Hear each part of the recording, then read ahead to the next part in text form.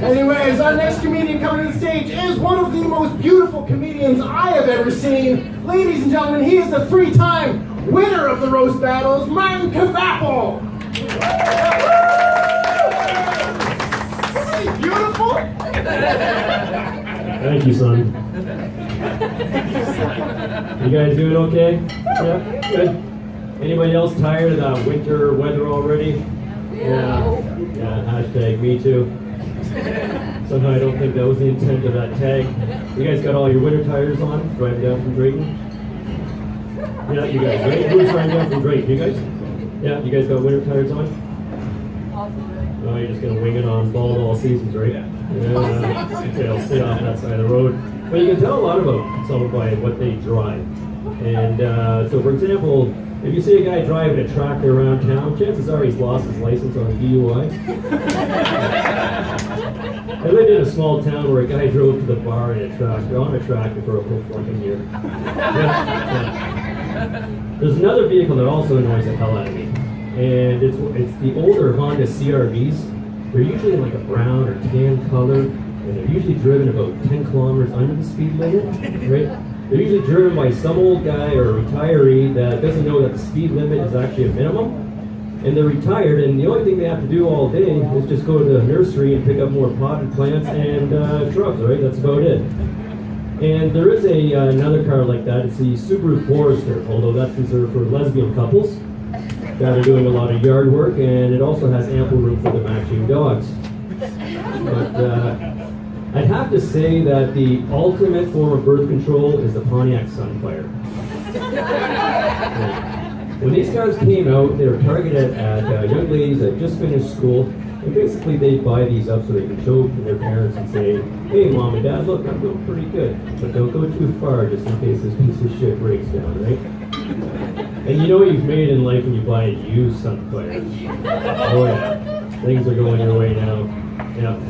But, I tend to associate the older Sunfires with that chick I picked up at a bar one night, and you go back to her place, and it's this basement apartment, and you walk past the sink full of dirty dishes, you go down to her room, and her bed is basically this mattress tucked up against the corner, and it's lined with all these stuffed animals, and they just keep looking at you. And at some point you're thinking, did my last name come up tonight? It's a little too much reality for a Saturday night, right? But you can make any vehicle annoying, and all you have to do is slap on one of those AMA or CAA stickers. And you know that oval sticker that you can stick on the back there? They'll come and tow you anytime. Seniors love this shit. And they don't care. They don't care about resale value because they know this is pretty much their last car. And they will put that fucking oval sticker right on the paint. They don't care about fading paint or resale. They don't put it on the window. No, they put it right on the paint. They pull out the protractor and the level, get it nice and perfect because they know it's probably their last car. And to me, the CAA sticker is kind of the equivalent of the DC shoes or no fear sticker. I mean, they're both equally as annoying and pretty much tell you that there's some fucking idiot behind the wheel that can't drive straight or can't drive in a straight line or is going too slow because they're either texting or slowly dying. I recently, well, it was actually a couple years now, I took a road trip, and I can tell you right now, it wasn't a fucking Sunfire, but we made it. It was across Canada, and we also dipped down to some of the northern states.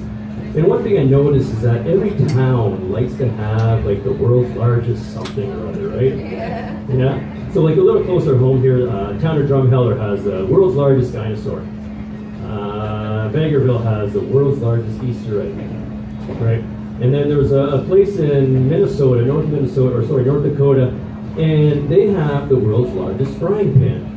This fucking thing has a span of 15 feet, weighing 2 tons, hold 200 liters of oil, and can fry 365 chickens at one time.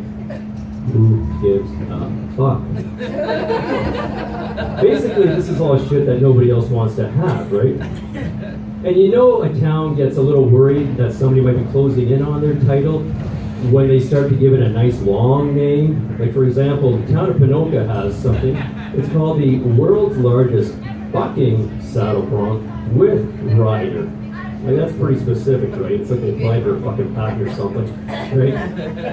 And oddly enough, the world's largest ball of twine is sought after. That title is sought after. So much that a place in Dakota had to change theirs to the world's largest ball of twine rolled by one man. I mean, make it interesting, right? Like, show us something that makes us want to visit your town. So show us the world's largest roller coaster, or the world's largest water slide, or even the world's largest vagina. Fuck that. I'd go see that. And if you know anything about Australia, if this was in Australia, they could probably get away with calling it, in Australia we call it the world's largest country. But make it interesting, right? Make us want to visit your town, right? Show us something that we want to actually see. How about showing us the world's largest joint rolled by one man? Right? We don't care about the world's largest ball of elastic bands made up of 2.2 million elastic bands. No, if balls is a theme, show us the largest 8-ball of Coke. Then watch your TripAdvisor ratings go up, right? But what have we learned? All we know is that every place in the world thinks they have the largest balls.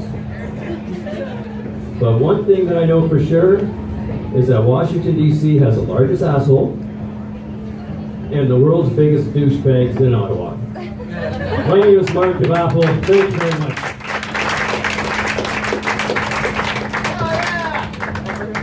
Beautiful man, Martin Kvapil, ladies and gentlemen. Oh, yeah.